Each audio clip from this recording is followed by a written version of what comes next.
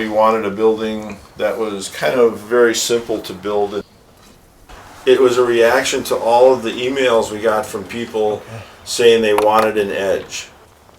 And when they found out that an edge kit would be like $50,000, and that if you were going to complete it and put it on a site with a foundation, it would be $100,000 with a driveway, we kind of said, like, this building actually has a floating foundation, you know, and we did all kinds of things as simple as we could. I don't have the exact number, but something like this is almost like $10,000 or less of material.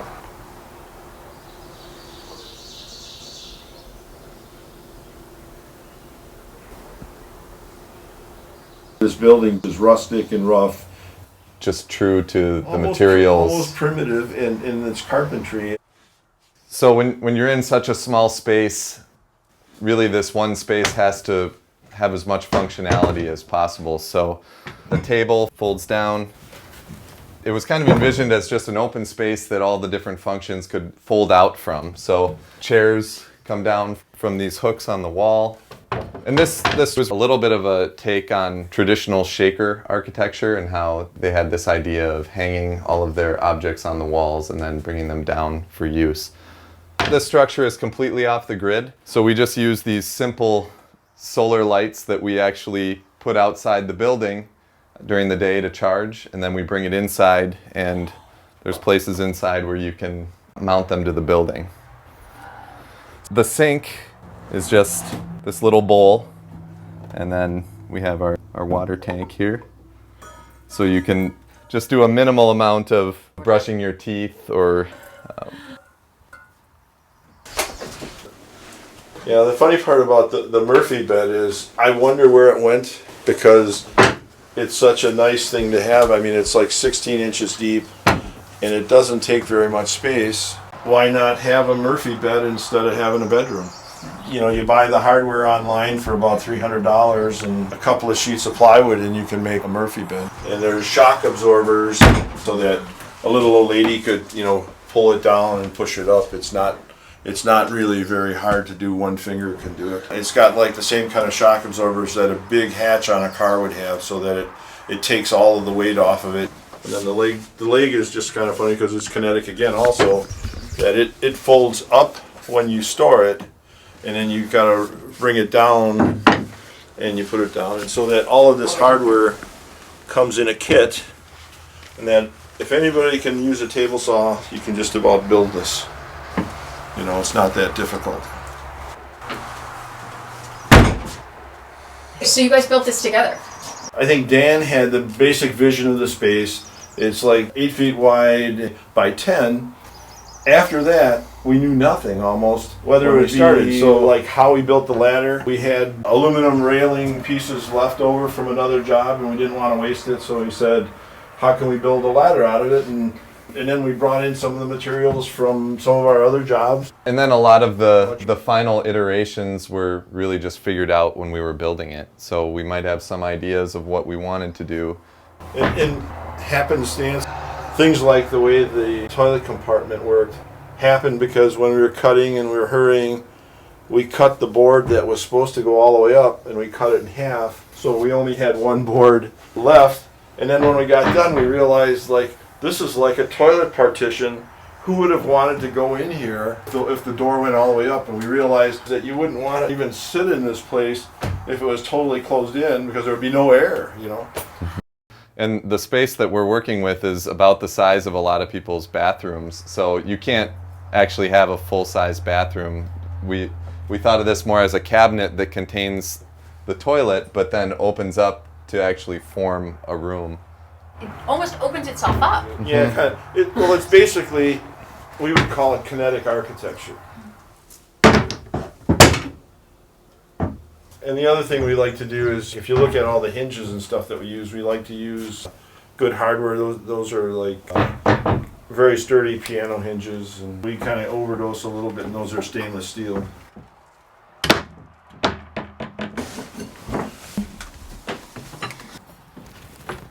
I'm not sure that we knew what we were going to do to make the platform here. We didn't want to have a post that went down in this corner, and we also didn't want to connect it to this element either. So it floats and Yeah. it doesn't have any constraints. Right.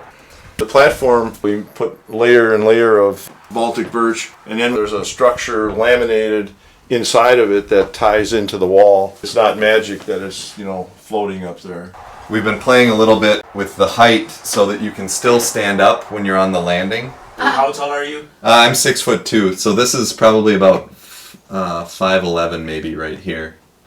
I think another thing that we didn't have figured out was like what we were going to do with this space along the side of the upper loft sleeping area, and that we ended up just having pieces of pine left over from other things, and we made like a lattice that you couldn't fall through, and that would be strong enough, and yet it allows for light to come down into the lower level.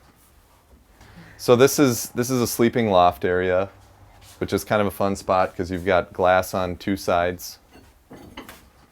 We didn't want to have a very strong dividing wall, so this is another element that we sort of worked out on site, is just having these cantilevered rail posts that just provide a little bit of Is it strong enough for me to walk a on? barrier. Yep. Okay. We hope so. So you wanted to have glass on both sides to To get the view out to the lake on this side, and then to allow for ventilation. Ventilation. A building like this could get very hot if it didn't ventilate. and then you just have a minimal bed. Right. One person. Yeah, pretty much. Maybe one or Two two. people have slept up here before.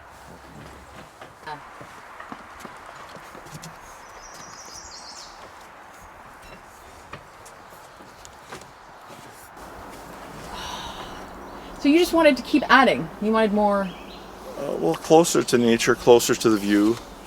The roof was already here.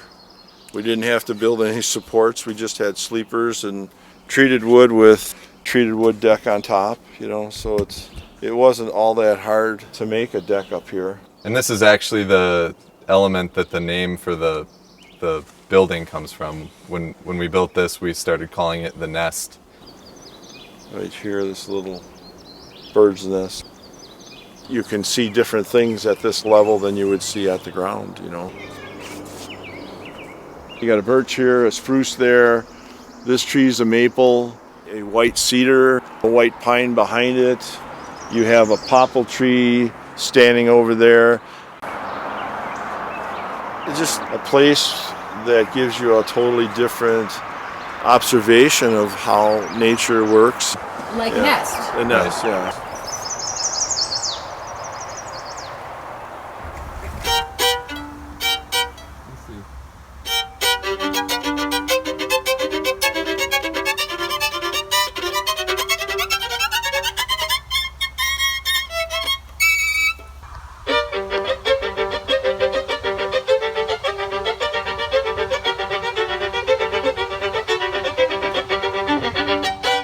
Outdoor space allows another way of really expanding without having a lot of construction.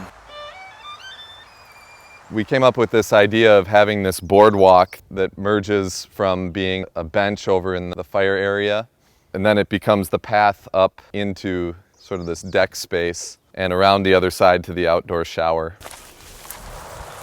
Well, we would call this the outdoor kitchen because you're cooking here.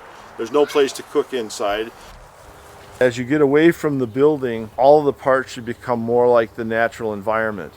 So you can see that we still have man-made wood here, and then the next layer out is tree trunks, and then as we go out, then it's just bark chip type of walkways, and that we wouldn't think of putting like a concrete walkway out there. And so that as you move away from the structure, nature should, regain its prominence.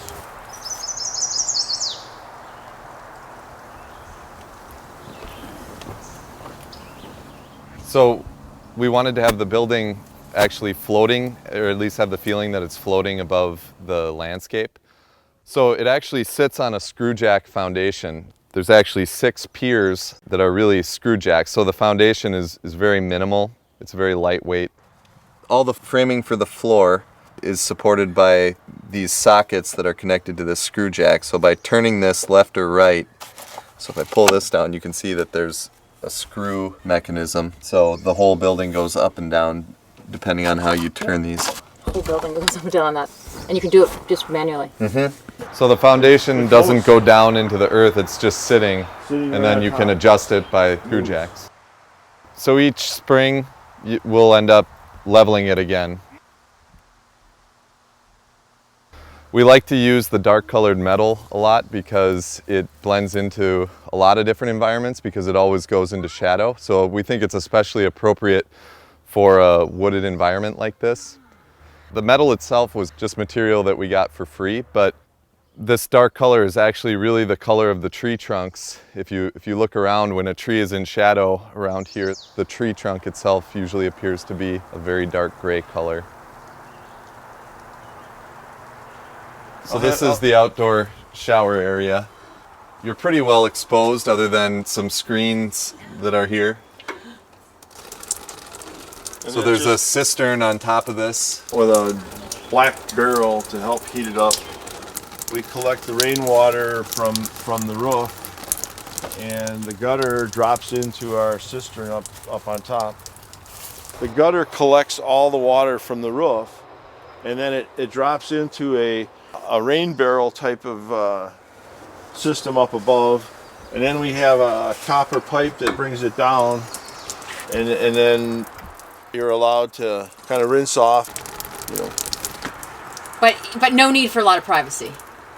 Not really. I mean, you'd be surprised. There's so many trees and there's so much privacy. We get very few guests.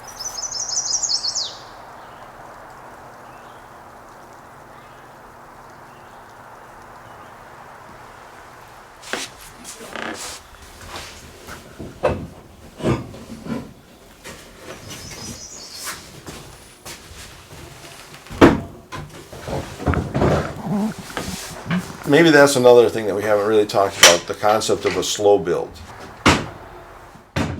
A slow build allows a person to think. This project, how long did it take us, Dan? I think it was over a year. Because we were only working on the weekend, so you would do as much work as you could do in a weekend, and then you'd have a week or 2 weeks to think about it, of what you were going to do the next weekend.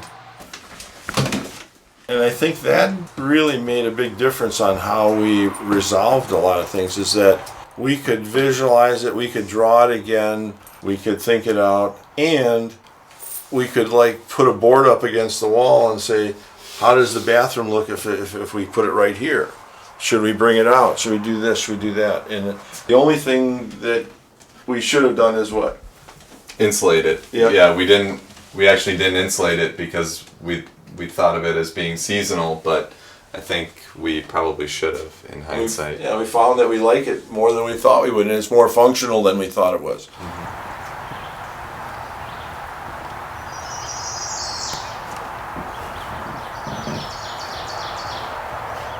So these doors, they close partially to just kind of protect the large expanse of glass.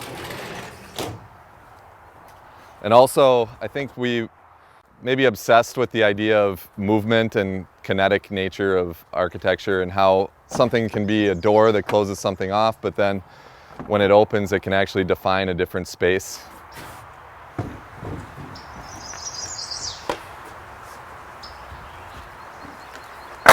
We build the way we know how to build. You could take the same plan and a person could build it and put cedar siding on the outside, and it would be basically the same building. Or they could put board and batten on it. And I think the thing we wanted to do, we wanted a little cabin that anybody could have.